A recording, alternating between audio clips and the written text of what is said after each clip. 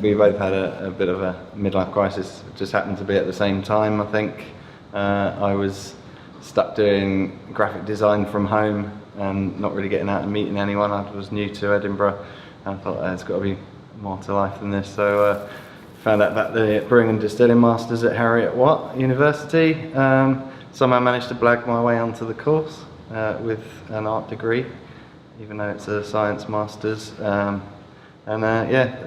one at Heriot-Watt Brewing School, we sat down next to each other. Yeah, well, I was much the same. I was working in finance though. Got in one Monday morning and thought, can't do this anymore. And yeah, that was it. I've enrolled on the course, I think, the next week, and asked Matt if I could be his friend.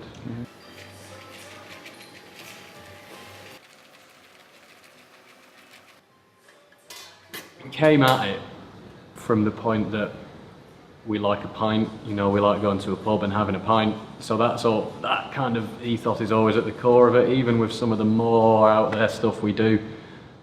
The kind of pint in a pub idea is always there, but they're a little bit of everything really. They certainly, you know, they're modern beers, it's new world hops, it's, you know, high ABVs for some of it, but they're so broad ranging that I don't think you could describe them in a wanna. Yeah, and we get influences and ideas from such a broad range of places that, you know, one beer is so incomparable to the next.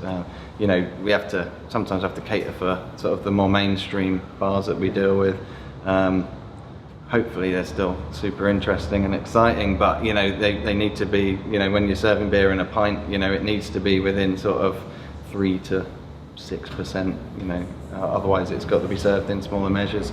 So, you know, to fit into that category of style, you know, you've got to adhere to certain things, you know, but you know, we try and get interesting ingredients in there and make them, you know, unique to the Pilot brand.